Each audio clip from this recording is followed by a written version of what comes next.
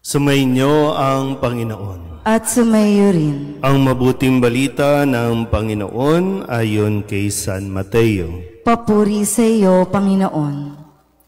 Noong panahong iyon, dinala kay Jesus ang isang piping inaalihan ng demonyo. Pinalayas ni Jesus ang demonyo at nakapagsalita ang pipi. Namangha ang mga tao at sinabi nila, kailanmay walang nakitang katulad nito sa Israel. Datapwat sinabi ng mga Pariseo, ang prinsipe ng mga demonyo ang nagbigay sa kanya ng kapangyarihang magpalayas ng mga demonyo. Nilibot ni Jesus ang mga bayan at nayon at nagturo sa mga sinagoga. Ipinangaral niya ang mabuting balita tungkol sa paghahari ng Diyos at pinagaling ang mga may sakit, anuman ang kanilang karamdaman. Nang makita niya ang napakaraming tao, nahabag siya sa kanila sapagkat sila'y lito at lupaypay, parang mga tupang walang pastol.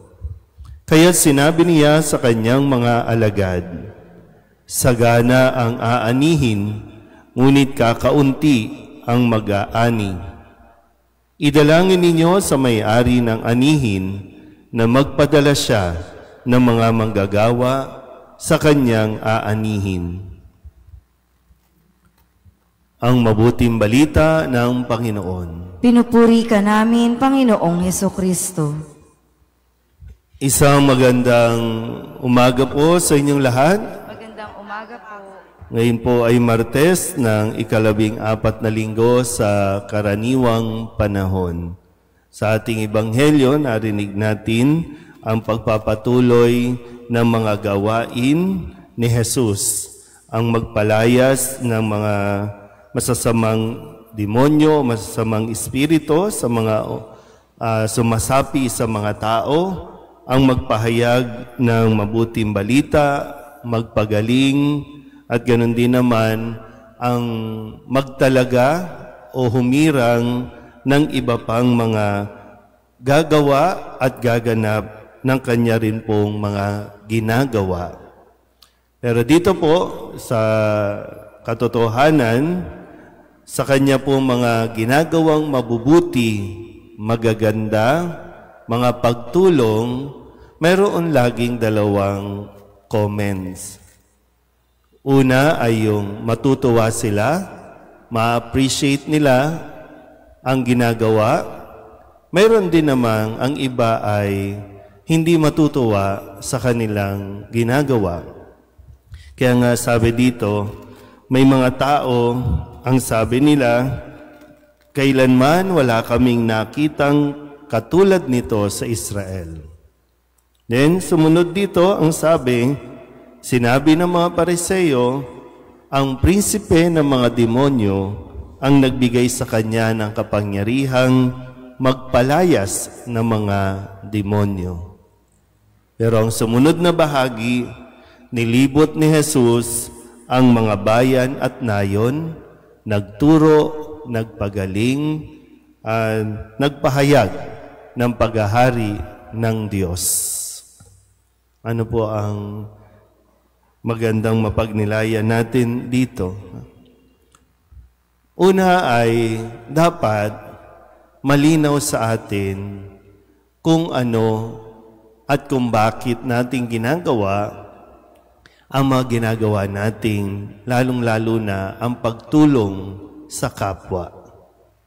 Malinaw ba talaga sa atin na talagang ito ay pagtugon natin sa panawagan ng Diyos? Kasi yung katotohanan po, gaya ng sinasabi ko kanina, ay kung paanong naranasan ni Jesus na makatanggap ng mga comments, no? Hindi siya nagpa-apekto dito.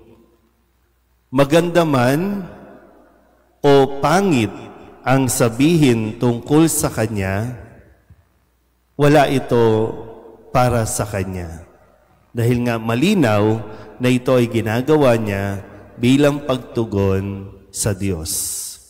So hindi ididepende doon sa magugustuhan ba ito ng tao o hindi. Kasi sa ngayon, no, sa panahon natin, kung saan mayroon din tayong mga tinatawag na mga netizens, bukod sa senior citizens, bukod sa iba't ibang citizenship, mayroon tayong bagong netizens na talagang wala namang alam, hindi nakikita yung simula ng iyong ginagawa, pero mayroon silang sasabihin at sasabihin sa iyo. At isa ito sa mga pinanggagalingan din ng problema ng tao. Isa ito sa pinanggagalingan ng depression ng tao. Yung bang nag-aabang tayo na ma-like yung ginagawa natin at nagre-react tayo kung ma-dislike ang ginagawa natin. So wag nating idepende sa tao, kundi tuloy lang. Kaya nga sabi ko, malinaw ba talaga sa iyo kung bakit mo ginagawa ang mga bagay na ginagawa mo ngayon? Kasi kung para lang mapuri ka ng tao, mali yun. Hindi makakabuti sa iyo. Hindi makakabuti sa goal, sa mission mo. Hindi makakabuti kahit sa mentality mo. Di ba? Kaya nga nagkakaroon ng mga mental illness dahil lagi tayo nakapokus dito. Kung may sabihin sa iyong mabuti ang tao, okay lang. Pero huwag kang masyadong magstay doon. Lalong-lalo na kung mayroong sabihin sa iyo ang tao na hindi maganda, deadmahin mo lang. Tuloy ka lang sa iyong pagtulong, tuloy ka lang sa ginagawa mong. Basta ito yung alam mo na itinuturo ni Kristo. Ito yung alam mo na ayon sa mga aral ni Kristo. Palakpakan ka man ng tao o batuhin ka man ng tao, wala dapat yan sa iyong isipan. Kasi kung ganyan ng ganyan, hindi mo rin matatapos ang iyong misyon. Mapipigilan ka, mahihinto ka. Kung hindi ka man madala sa ospital, madadala ka sa mental hospital. Dahil sa kakaisip mo na dapat kang magustuhan at kakaisip mo sa mga taong hindi ka talaga nagugustuhan at hindi natutuwa sa iyong ginagawa. Amen?